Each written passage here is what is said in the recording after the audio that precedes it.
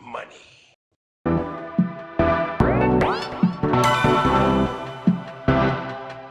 You might think that getting into the IT field is impossible without a computer science degree, but Tech Coach Ralph is here to prove you wrong. Get ready for some jaw-dropping revelations on how to break into this lucrative industry. Listen up, tech enthusiasts! Are you ready to break through into the IT field, but feel like you need a computer science degree to make it happen? Think again! Tech Coach Ralph has some exclusive, mind-blowing secrets to share with you. Get ready to be blown away by his jaw-dropping revelations on how to break into the tech industry without a computer science degree. So get your notepad ready, because Tech Coach Ralph is going to change your life forever. Buckle up, because you're about to embark on a journey to success in the IT field.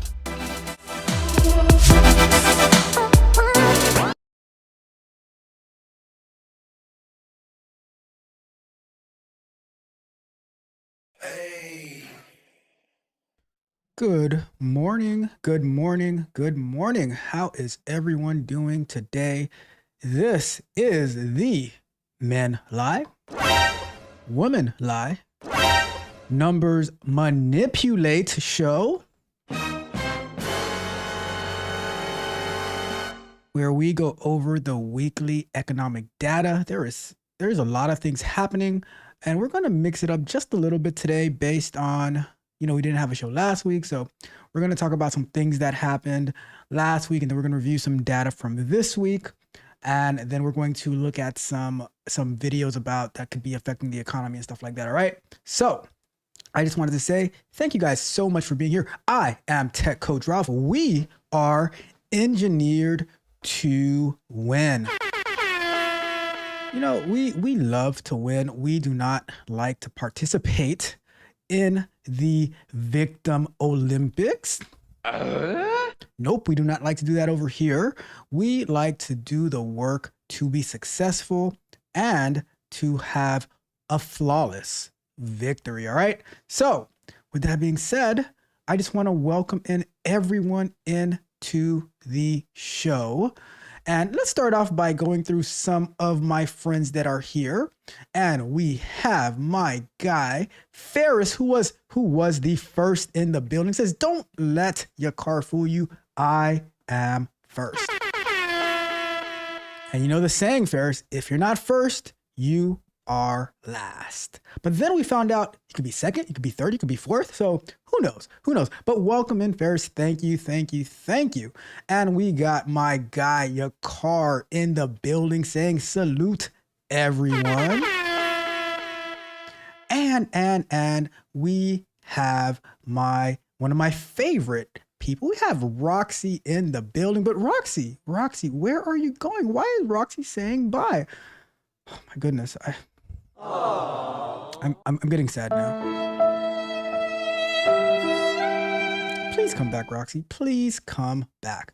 All right. So, and Ferris says, affecting the economy. I am the economy. All right. So here's what we're going to do today, right? Here's what we're going to do. We are going to start off with let me see. We're going to start off with just a couple of talking points, some things that are on my mind, right? And I'm probably going to dig deeper into it on Monday for our candid conversations. But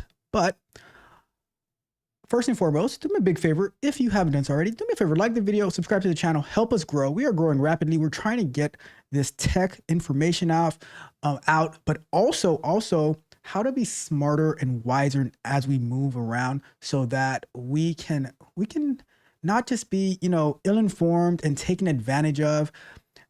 A lot of times, if it sounds too good to be true, it is probably not true. I'm just going to say it. All right. So, and go over to techcoachralph.dev, sign up for free. You'll get access to the sprint review.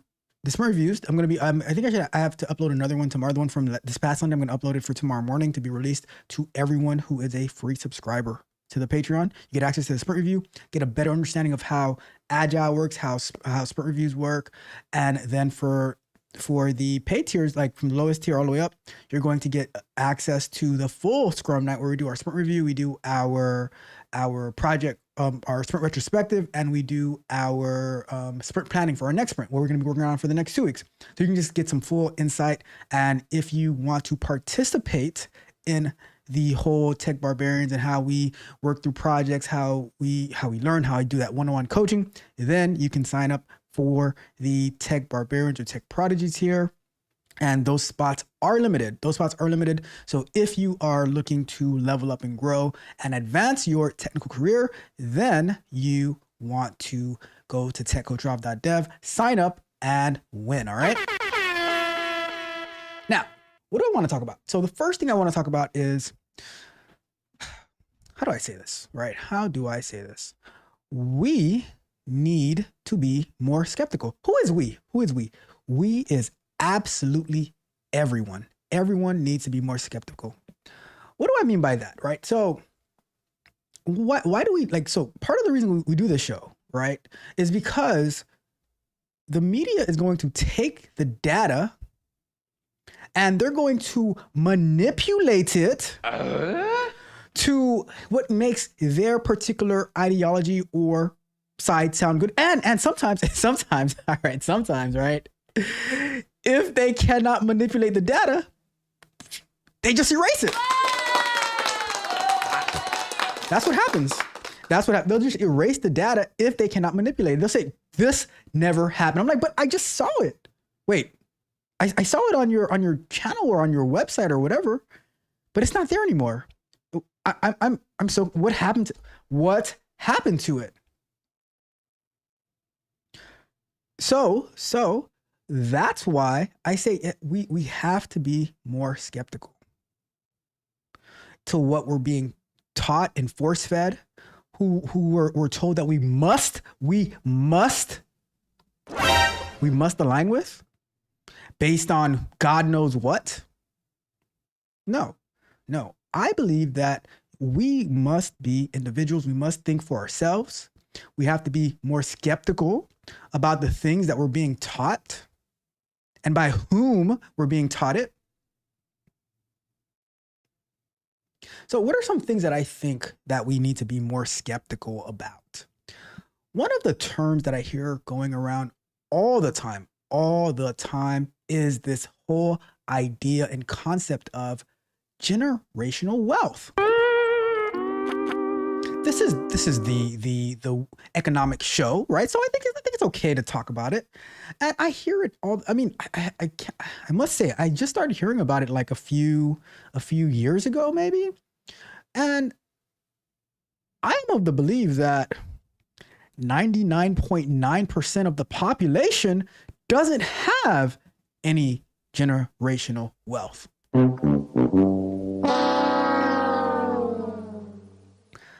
But why is that? Why is that? Is it because that there is someone or there is someone that is holding 99.9% of the population down? Because we saw the protests of the point. Whatever happened to those protests, by the way?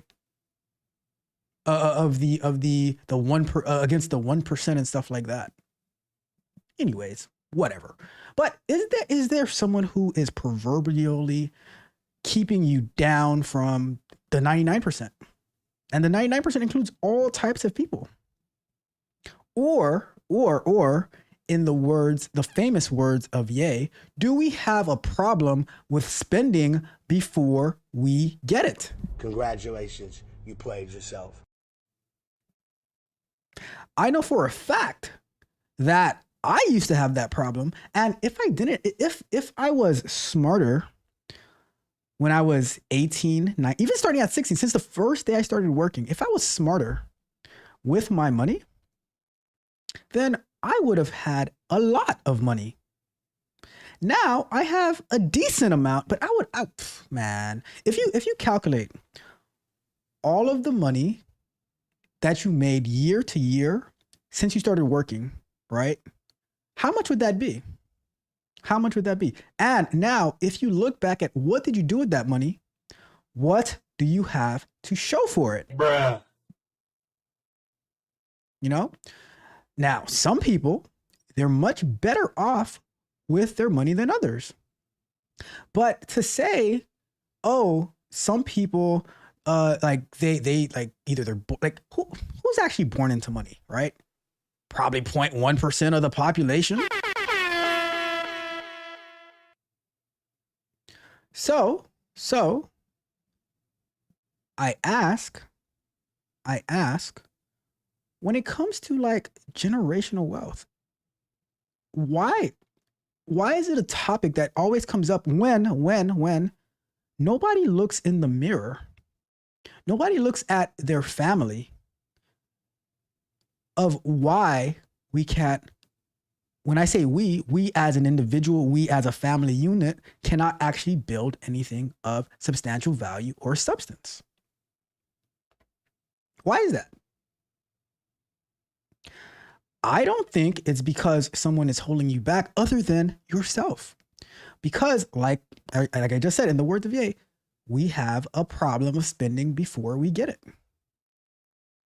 One of the books that I listened to, I think earlier this year, was The Millionaire Next Door. I think I even bought it too.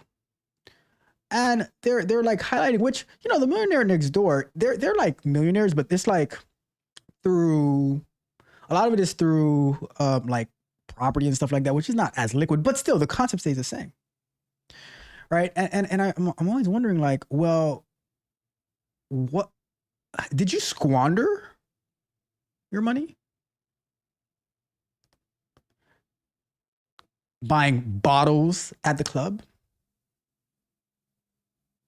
trying to take someone to some little spot, paying for $500 dates?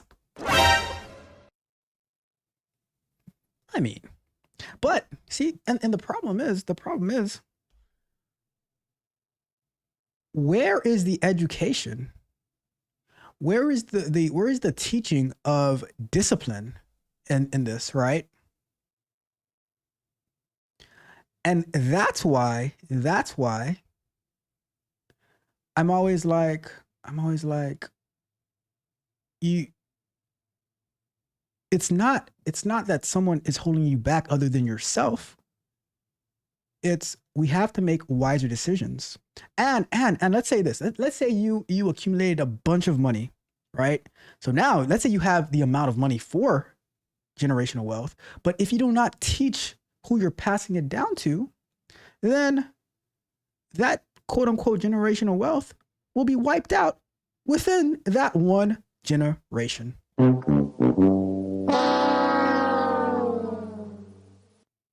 Just saying. I'm just saying. So, and the other real quick, fast money, that's the other thing you have to be more skeptical about. Fast money leads to fast problems. Bruh. I'm just saying. Fast money leads to fast problems. Fast problems as in as fast as you make it, as fast as you will lose it. And sometimes lose your freedom and even lose your life. So, slow and steady wins the race, and we need to be better educated from a much earlier age. Instill that discipline, as well as that education, that you will build I'm not even going to call it generation. I'm going to say long-lasting financial success, and that you're able to pass it on through education and discipline, not through some boogeyman who has their foot on your neck. Honestly, where it stands, you're not even worth for a boogeyman to put their foot on your neck, because you are putting your own foot on your neck. You're really that flexible. You're really that flexible to put your own foot on your neck at this point. All right. So just wanted to throw that out there. Be more skeptical about everything, everyone. Don't believe everything you hear. Don't trust. Definitely verify. All right. And that's that. All right, let me check the chat. I see Ferris said that he wants to call in, so I'll see what I can do for Ferris. Let's see what we got. Sorry. Ferris says, sign up and win or stay broke. Thank you, Ferris. And we got Mitch in the building. What's going on, Mitch? What's good morning? Good morning. Good morning to you. So Ferris, I'm gonna let me see what time. Let me put a 90 minutes. I forgot to start the timer. Let me put a 90-minute timer up. So much for the timer. I have to fix that. Anyways, let's go. Let me see let me see if I can drop the link for Ferris. And Ferris, do you want to be on screen? I'm still trying to figure this thing out. But let me know if you want to be on camera, Ferris. Let me see.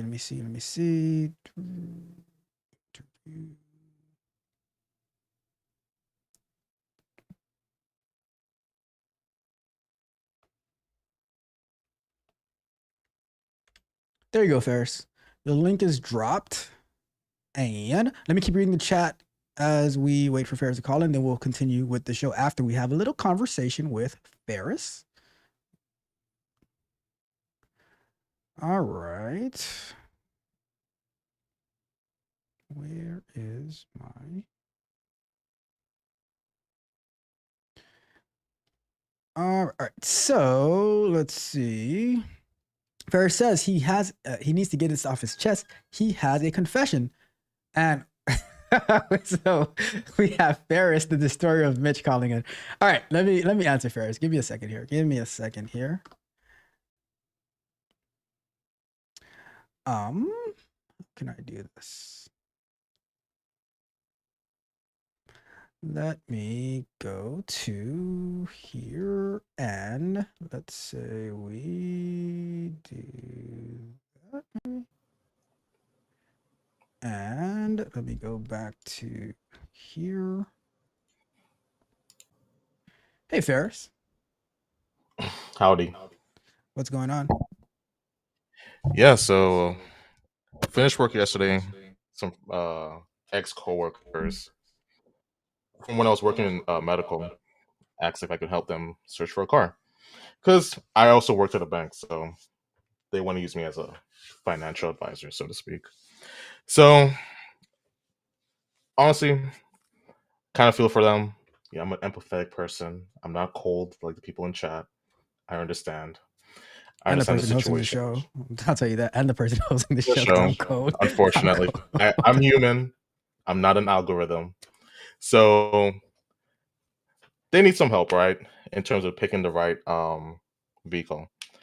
But the problem is the situation for them is household income is about 70. But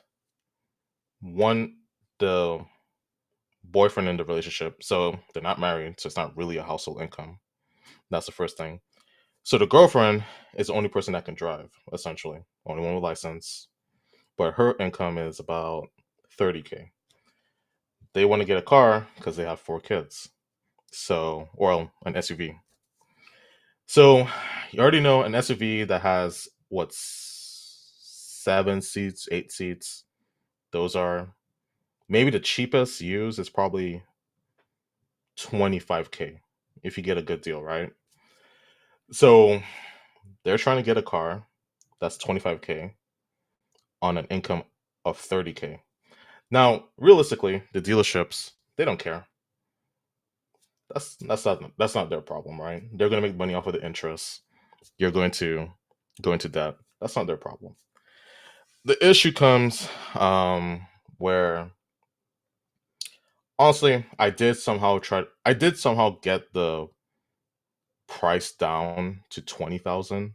I mean, that's the best I could have done, honestly, given I'm not the person buying it. So I'm just helping them out. But when it came into trading their old vehicle, turns out that this old vehicle was not in their name. So I was like, oh, okay, that looked very sus. But it's not their, it is because they didn't do due diligence. But they went to one of those or those car dealerships, small businesses where they just basically say, "Hey, you can get a car with no interest or not interest, but no down payments, very quick and easy." Those scamish kind of dealerships. So they got the car from there, and turns out that wasn't being reported on their credit report, which in turn means they were basically making a payment for a car that they don't have their name or title onto this entire time. Yeah, yeah. Yes, Mitch, I'm selling cars. I sell cars. I do everything: cybersecurity, Come on, Ferris, pay medical, attention, bitch. Pay attention, banking, Ferris, pay attention. car dealer, lawyer, financial advisor, everything. But no, Focus, Ferris, focus. but yeah, just to go to your point, like when the salesperson asked, "Hey, how much do you make per year?" She didn't even know the number off the top of her head. So I had to go to the pay stub. I look at her hourly rate. I calculated our hourly times 20,080 hours. That's approximately how much she makes estimated full time per year. So that's about 30,000. But yeah, it was a mess. Honestly, my biggest advice is try to get everything figured out before you start having kids, because you have one, two, three, four. Now you're trying to get the car and the houses. It's a little bit, in my opinion, not the most efficient way. But yeah, so the economy isn't that, in my opinion, it's not that bad. It's just people make very bad choices that lead up to them feeling the consequence of maybe the economy shifting. But it's not, in my opinion, it's not that bad. You believe that because you get like 10 job interviews per week. So I could understand why you'd have that perspective, Ferris. No, bro, no. It's nothing like that. It's you gotta play smart, man. It's if you if you out here with all these bills, it's upscaling your lifestyle, right? I don't know what's the percentage you should have a car, but I think it's 10% of your annual income, right? I could be wrong. So if you're making 30K, you shouldn't get a car that's more than $3,000, basically. At most 20%. Yeah, and try to not have a car note as well. Yeah, trying to have a car note. But yeah, that was basically my experience yesterday. It was learning they got scammed, but they try to take the easy route. They didn't try to build their credit. 'Cause I advised them last year, hey, build your credit, save up at least $5,000 to $10,000 for payment. Don't go the easy So route. They went the easy route. They got a car that's questionable, that's potentially fraudulent, and now they can't get approved for the vehicle that they do want a year later. So yeah, let me make my case for why I think that you should be cold and heartless and things like that, right? Because okay. you spent time last year telling them the right thing to do. Did they do it? Ferris? I'm supposed to answer. Yeah, did they do what you told them to do last year? They tried. They tried in their best of capacities. How do you know that? How I know that? Yeah. Listen, the credit score was bad. It went up a little bit. To what? What was it? What is it at now? Damn. It was like 570. Now it's 650. That's decent. That's a decent jump in one. That's a decent jump in 1 year, bro. Come on. I mean, it's not that hard to get your credit score from 570 to 650. I mean, but fair enough. Fair. But here's the thing. Here's the thing, right? So you told them to do something. They didn't really do it, and they come back to you to say, "Hey, we need to make more bad decisions. Can you help us with that?" Right? And you're like, "Okay, let me try to help you make some more bad decisions." But guess what? Yeah. Here's what's gonna happen, right? When you like if it was to go through, you help them. If it does go through and something goes wrong, they're gonna be like, they're gonna blame it on you. See, and this is why Mitch agrees with me now, that now Mitch is like, I have no people, right? Because people don't like to take Have no people is accountability. crazy. People don't like to take accountability, and now they're gonna be looking for something like, so now when you ask for, okay, you could do this, you could do that, and then if they actually do it, then they're going to blame you for their failure, instead of saying, you know what, maybe we shouldn't have like 10 kids and not be married and making bad, like, and going to places that we get scammed and stuff like that, because it sounds like I it's mean, that's not beneficial what to I us. Because that's not what I advise them. I You know, know what I I know, mean? I know that's not what you advise them. But if those decisions that they made from the past is what's affecting them now, but now you help them to, Right. but you help them to actually, like to find like Put this them on a car that pedestal. they want, and now they get repoed or something like that. They're gonna say, oh, but Ferris told me to do X, Y, and Z, which is not it's not that you told them to do it that they failed. It's because their prior decisions. But they're gonna look for someone to blame, which is gonna be you. And that's why I'd be like, I don't even get involved in this kind of foolishness.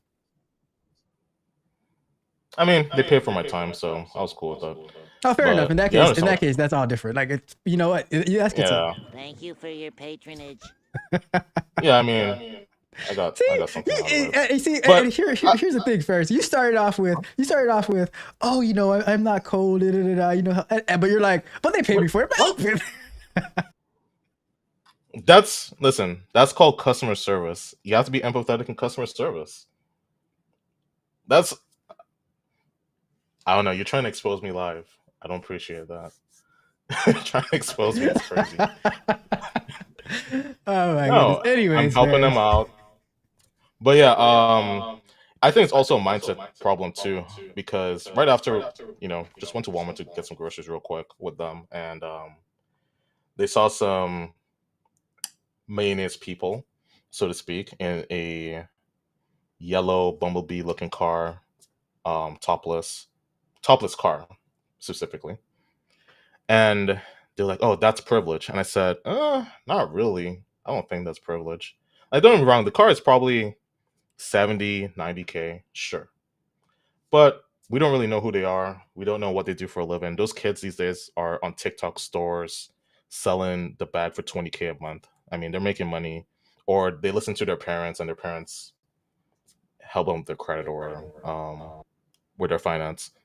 But they took some action. They have the car. Maybe, who knows? Some are irresponsible, some are responsible, right?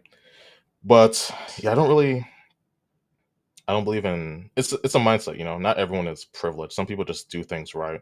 So um if your first thought is like someone else is luckier than you or whatever the case may be, it's just I guess a loser mindset. I'm not sure. But that's what I told them yesterday. I told them like, hey, you don't know what they did to get that car.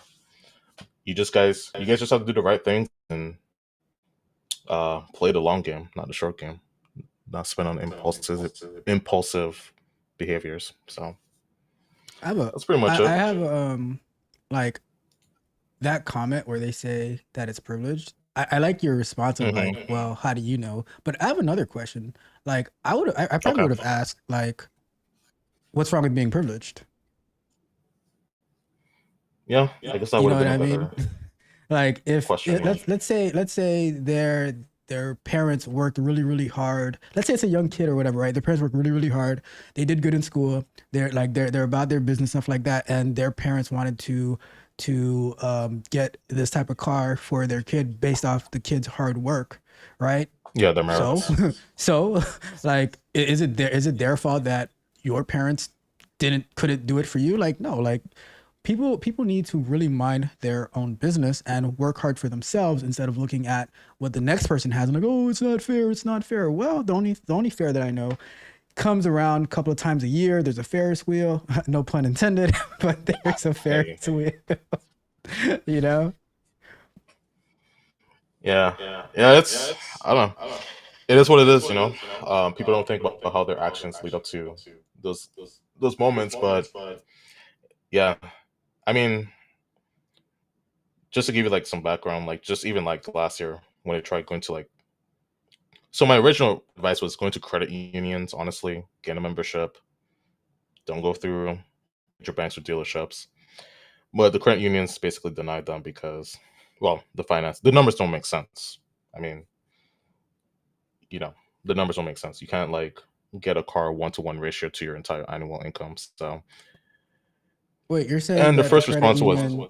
You're saying the credit union didn't deny them because of their race? What? What, Ferris? I can't believe it. I mean, that's where they were going with it, and I was like, I bank here. I don't think it's race. I'm chocolate too. I got the I got that dark, milky chocolate tone, so it can't be that surely.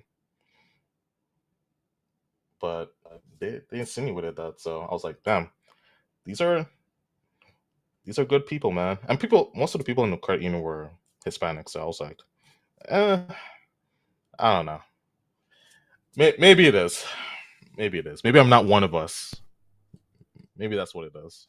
Maybe I'm not one of us. But yeah, that's Oh all I got. man, I want to hold up the show. So I appreciate you calling it, Ferris. Call it anytime, yes, bro. sir. Yep, Take it take it easy. easy. All right, I'll leave the link on in case anybody does want to call in. But that was good. Thank you so much, Ferris, for calling in. That is Ferris, the self-proclaimed destroyer of Mitch. All right, let me go through the comments and then we're going to get into our numbers and then we're going to take a look at a couple of videos.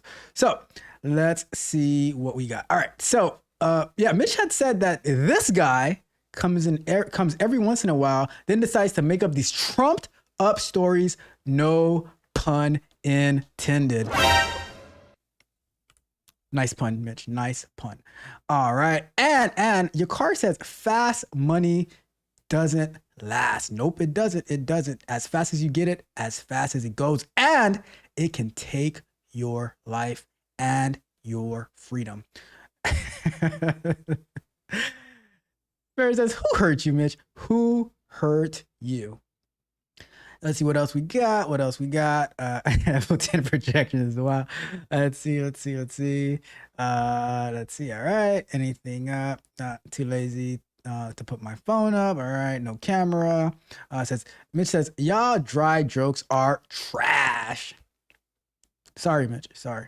And Ferris was selling cars. And Antonio Watkins says, am I hearing Black Dog? No. You are hearing the one, the only Ferris. Feisty Ferris, to be exact. All right.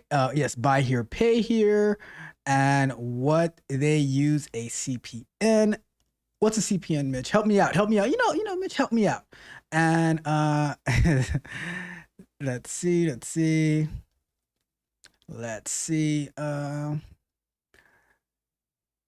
Your car says he is whipping up his coffee in the kitchen. Hashtag tech pookies. And Mitch says the economy is bad. For a majority, it's bad. That is true. And Antonio Watkins says, I have transitioned to my new job. I'm ready to power up. Bag chasers, let's go. What's up, tech savages? And whenever we level up here, we celebrate our people. So let's put on our celebration for Antonio Watkins.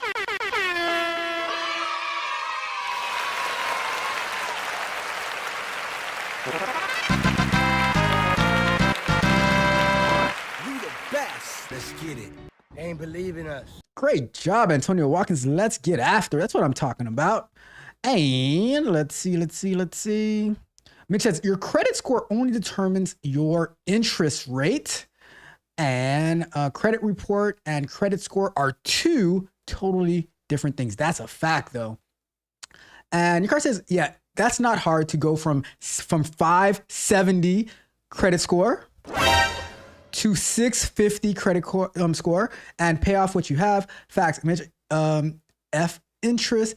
Just buy a cash car and save money to buy another car you want with cash.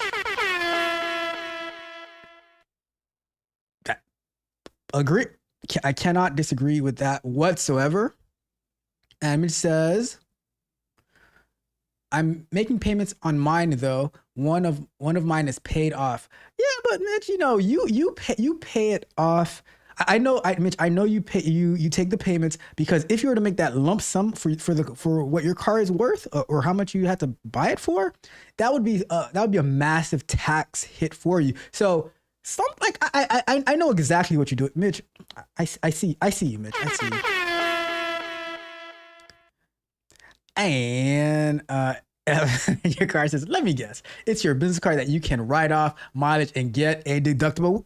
Your car, we know what's going on. And let's see. A electric car can be your business card. Don't try to trick me. See, we know. See, we know. And Mitch says, my kid is not getting a handout. I don't think any kid should get a handout. They should not. They have to earn it. But I would rather my kids earn it under me instead of having to fall the hard way, like controlled failure, and learn with me. And now when you go out there, you're not going to make those mistakes because you already made it under my tutelage, right? That's what I'm saying. And it says, with credit unions, usually only need $5 to open up an account, and over time you build a relationship with them. We become besties. Do we just become best friends? And is this the men lie, women lie, numbers manipulate after dark? It's so early in the morning for it to be after dark. I'm just saying. And your card says, he's not like us, not like us. It says they are not like us. Let's see. And we got we got raw juice and herbs in the building. Thanks for sharing. Thank you. Yes, thank you so much, Ferris, for sharing with us. Anything else? Let's see. And Ferris says, I am empathetic, but for a cost, which I am also I am the most empathetic person you will ever know. For a cost. You gotta pay me to care that much about your problems. I'm just saying, because what I said to Ferris is totally true. All right. So let's see.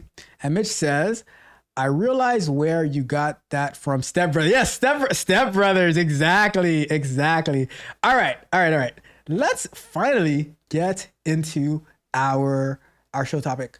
Some numbers and then some stuff we want to look into. All right. So thank you guys so much for tuning in. If you haven't done so already, do me a big favor, subscribe to the channel, like the video, go to techcoachralph.dev, sign up for free, get access to our sprint reviews that I'm going to be uploading the one from last Sunday tomorrow morning so that you can get some more insight on what we're working on.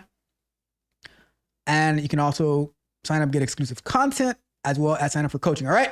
So with that being said, let's get to it. So today we are going to be talking about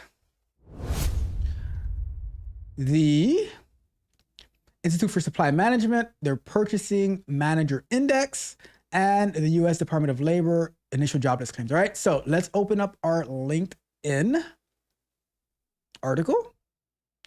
And that is way too big. Let's go to. All right, let's do that. So the numbers to watch this week. The U.S. Labor Department, the U.S. labor market is expected to remain center stage during a quiet week for economic releases, following a trove of recent data pointing to a slowdown. The Labor Department will report on new jobless claims after citing the most initial applications for unemployment insurance in almost a year last week. It was a rough news last week. The jobs report Friday greatly undershot expectations for new payrolls in July and posted the fourth consecutive month increases in the unemployment rate to 4.3%. Congratulations. You played yourself. It also raises concerns that the Federal Reserve may have missed an important opportunity to support employment. So, what do we have for this week, right? Monday, the Institute of Supply Management released its monthly Purchasing Manager Index, which tracks if the non-manufacturing sector is expanding. It is an economic indicator for it's an indicator for economic health. And we had Thursday, the U.S. Department of Labor releasing the initial jobless claims. All right, so let's go and take a look at this right here, our Bloomberg calendar, and we're going to filter out the countries to only have the US of A. And we're going to go look for employment. We're going to be looking for, let's look at all these actually. And we're going to go to here, apply. And all right, so we have our Purchasing Manager Index, and we have our initial jobless claims. All right, cool. So let's open this up and let's start off with this one, okay? So let me see if I have this one in here. Let me see.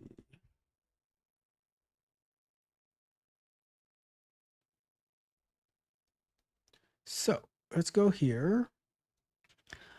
And the actual number is, all right, so what is the non-manufacturing PMI? All right, so let's do a quick lookup of what that actually is.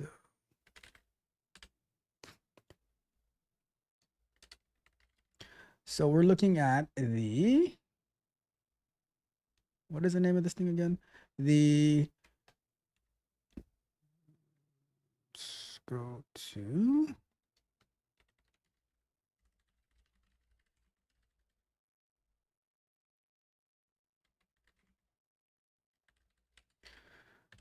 let's get some understanding of what the Purchasing Manager Index is, PMI.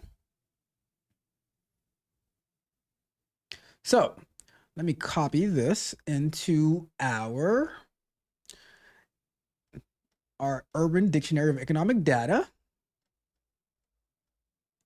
Let's go here and let's go to Purchasing Manager Index. And let's go there. All right, so the Purchasing Manager Index is, let's go here. All right, so the Purchasing Manager Index. It's like a report card for the economy. Imagine you have a friend who checks how well stores and factories are doing each month. They ask questions like, are you making more or fewer things this month? Are prices going up or down? Based on the answers they give a score from 0 to 100. If the score is above 50, it means the economy is growing, like getting a good grade. If the score is below 50, it means the economy might be slowing down, like getting a lower grade. So the PMI helps people understand if the economy is doing well or not. All right, so the score, the actual score is 51.4. So it looks like according to the PMI, we're doing a little bit better because previously it was 48.8. So let's take a look at the information that they have here. All right, so let's see, Institute for Supply Management, and let's go to our manufacturing PMI view report.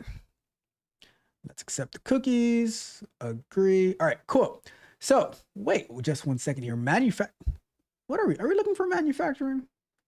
Oh no, we're looking for purchasing. All right, so wait, non-manufacturing. So the manufacturing one is, so this is not the one we're looking for, but the manufacturing one is 46.8. We're looking for the non-manufacturing. So would that be services PMI? Let me see. Let's see. Non-manufacturing Purchasing Manager Index, known as the ISM, reports on businesses and data. Let's see. Where is, let me check this one.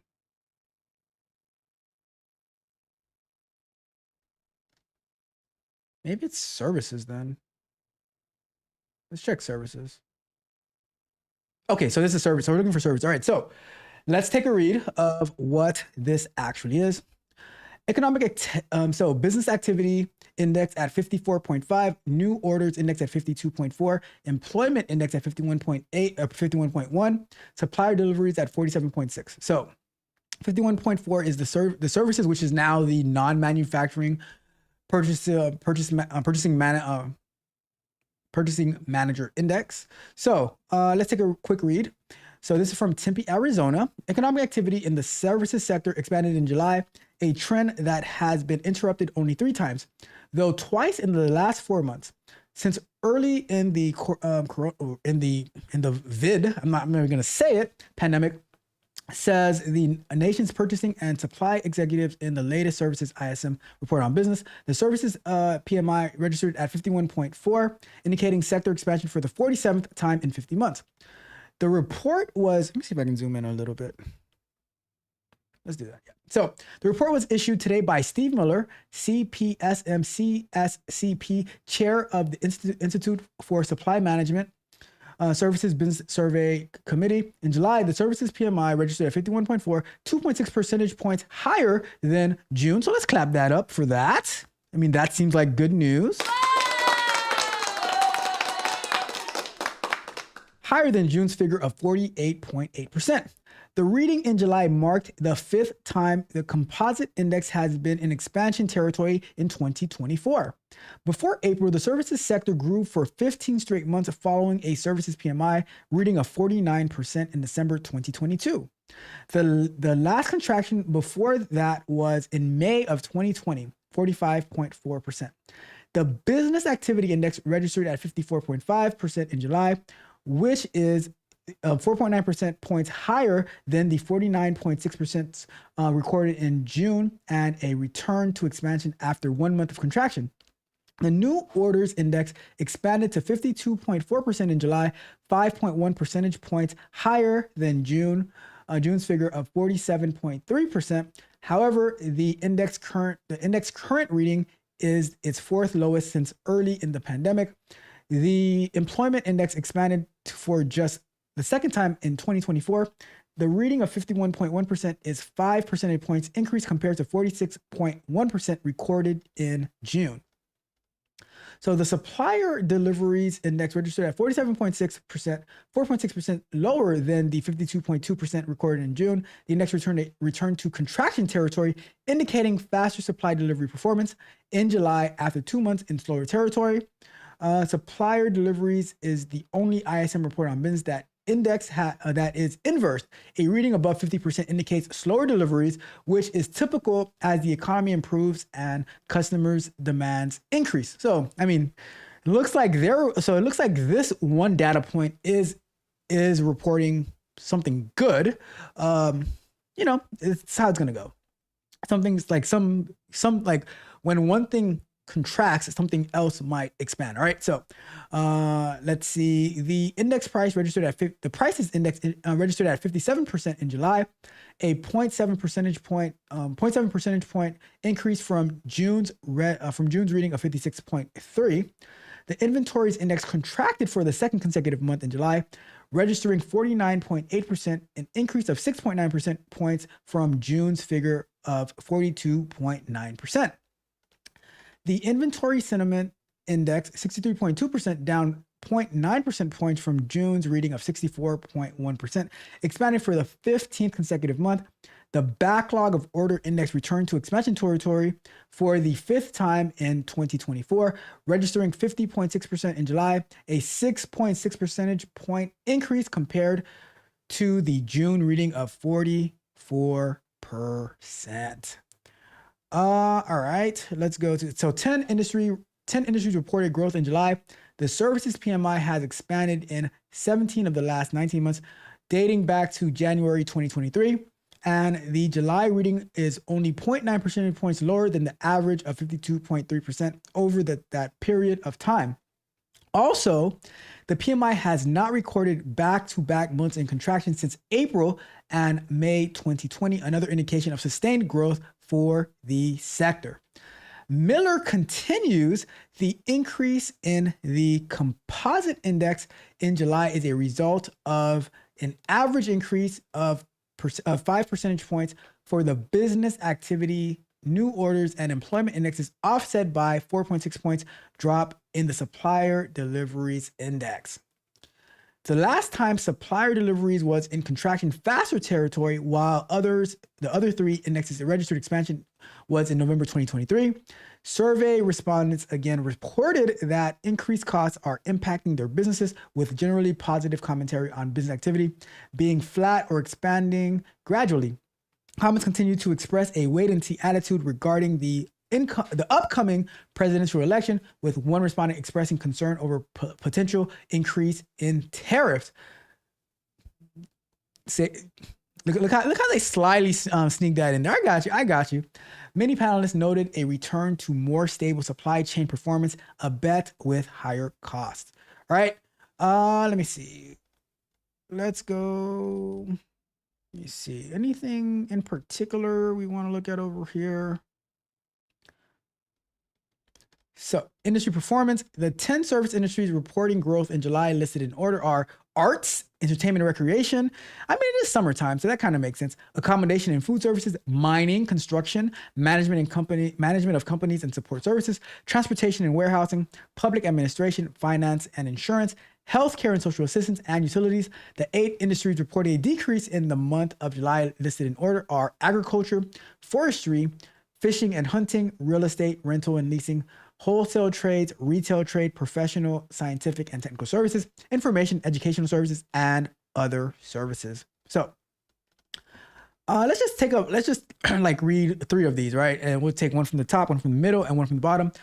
As was the case in June, restaurant sales and traffic remained flat compared to last year. A heat wave in California, rising gas prices, and general angst about menu prices have tempered consumer demand. So that is definitely expected. Congratulations, you played yourself. Let's take one from the middle. Inflation markups have been issued from suppliers. That's from healthcare and social assistance. And let's take one from the bottom. High food costs are having an impact on customer demand and resulting in flat business overall. Business activity is stable. Supplier costs are flat in general. That is from wholesale trade. So so the top, the middle, and the bottom, they all are complaining about prices. Like, look at this one. High interest rates continue to affect long-term buying decisions. Let's see. While interest rates on home loans continue to change dramatically at times, the numbers of members requesting loans have remained relatively steady.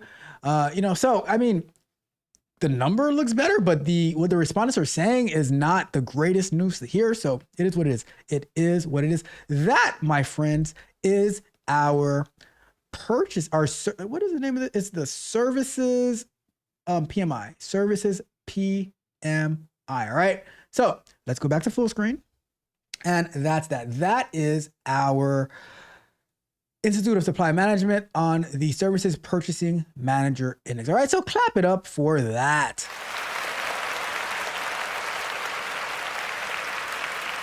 Let's check the chat.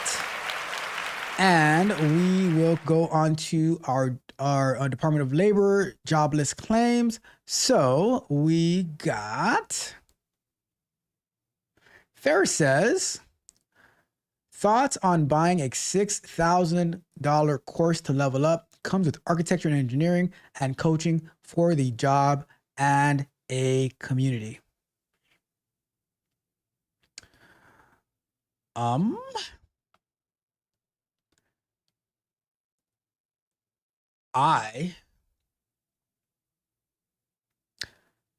long is the course? I probably wouldn't do it. I just personally, I probably wouldn't do it.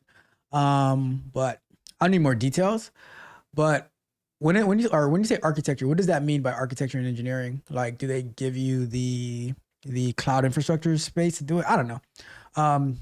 I wouldn't. I could probably figure. I wouldn't do it. I wouldn't do it. But what do I know? What do I know? Let's see what else we got. It says, is there a problem with saying that word? Not a problem with pandemic. I don't know about the other one, about the vid, because at any given moment, they're like, oh, well, you can't say that. So it did happen, Mitch. But the same way the numbers manipulate, the same way they can just wipe out what people said from 4 years ago, from what they can wipe out what people said from a month ago, it might have never happened. It only happens when it's time to talk negatively about someone, right? I'm just saying. So that's why I want to get involved in, because at the end of the day, Mitch, we want our money. All right. We want our money, Mitch.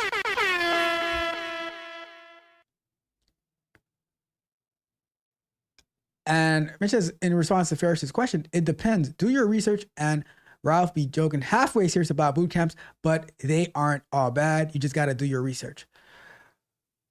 You got to do your research, but here's my thought about it, right? Anything that's going to take a people on a mass scale, there's only so much that they can do for you, So that's why I'm always, like I said, be very, very skeptical. Be very, very skeptical of what they're trying to sell to you. I mean, that's just me. That's just me, right? And Mitch also says, just know they can't guarantee you get a job, but you're smart. You'll figure it out. So yeah, that's definitely true. That's definitely true. With what Mitch is saying with that. Let's see. And your car says, I wouldn't pay that much until I could get some testimonials from people who actually went through the course. Doesn't come with a cert. And my thing is, you could probably get mentorship for a lot less and find the necessary coursework that you need for a lot cheaper. So that's just me. I don't know. But I just like to, I'm crazy like that though. So I don't know. I wouldn't do it, but let's see. It says I got some from people I know, 3 in total, and someone I know worked there. No guarantees, but attended a live class, and there were people that worked at Splunk there. I'm gonna tell you this as well. I've seen, and that's why I don't even like. I've seen people who go into these courses, these programs, these boot camps, and they pay like this is what happens, right, Ferris? The more you pay for something, the more you feel you have to justify it. I've spoken to people who went through these things, right? They might have paid $10,000 for it. They did it like a year or two ago, and they still haven't landed one interview. But they have to justify how good the program was when they can't land anything from going through that program. So the more they spend on it, the more they're going to make up for it. I would really want to know what like, I don't know. And the problem is that most people who end up signing up for these things, they don't know what to be looking for. And so they just go in there like, oh, $10,000. Yeah. And like, oh, and you can finance it and everything like that. You're paying interest on it and all that. That's why I am very, very hesitant. And that's why, which reminds me, I'm going like, I'll probably talk about it more tomorrow, but I'm going to be offering some more things with the coaching program to keep your cost very low. But the way that I coach, it's up to you to do the work. It is totally up to you to do the work. But I don't know. I'm just very skeptical when it comes to that type of stuff. Let's see, it was a Splunk course specifically. But can't you just get the training from Splunk? I don't know. Plus coaching and network access. I don't know. I guess the cost is just not too sure about it. But content wise is legit. No. Warehouse will always be there. In regards to the PMI, it says the Splunk people don't matter. That's the marketing part. The info and how you can apply it is what matters. You are smart. You are a smart tech, Pookie. And get to the bottom of it fully, then decide. Agreed 100% with your car. It says I'll be investigating for another 20 days. And your car says, hard labor jobs are usually putting a third-party hiring service to keep the warehouse full of workers while keeping company away from liability and off the hook for benefits. And they are also introducing robotics, because now if you can have a robot to be able to pick up these boxes here and there, then that has less chance of injury, unless a robotic arm attacks an employee, an engineer, through the fault of the engineer, of course, you know. But yeah, so totally agree. Let's see. Let's see. So Ferris says, all right, gonna make some bad financial decisions and get me a truck for the farm. And we got Zeno the Saiyan in the chat. What's good? What's good? What's good? What up, chat? I'm setting up my spread shop. I have a spread shop as well. Link will be up soon. Awesome. And your card says, when Tech Coach Ralph starts looking up in the air, you know his response is going to be against whatever you said. That's a fact. Your card knows the tell. Your card knows the tell. I'm thinking the same every time he does that. That's my tell. I'm like, nope. That makes sense. You are basically saying that one-on-one tutoring is better than a classroom full of people with one teacher. I mean, yeah, definitely, always. But it's still, at the end of the day, it's still up to the individual to do the work. And if it's like a child, it's up to the parents to make sure. Because a lot of times, like, and this is, let me go off on a little rant here, right? This is one thing that annoys the hell out of me. When all the blame is put on the teachers, the school system, when it's like the parents think that for this free, well, it's not free, it's because taxpayers are paying for it, right? Some taxpayers pay more than others, fair enough. But it's like, because you have public education, that all the responsibility falls on the teacher, on the school board, and the parents have absolutely no responsibility to do with it. And I totally disagree with that. I remember when my sister and I, we were like, she probably was going into kindergarten at that time, but I was going into second grade. My dad during summer, like first we used to have to go to summer school. At least I had to go to summer school all the time because my parents wanted me in school like year round, right?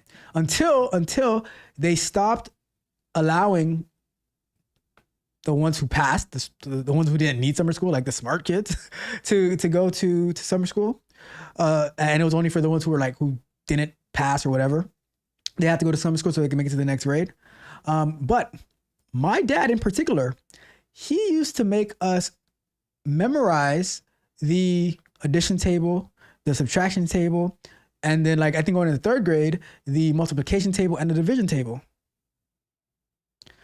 And it was super annoying at the time, but when we did around the world in second and third grade, I used to be going all around the class like boom, boom, boom, boom, boom.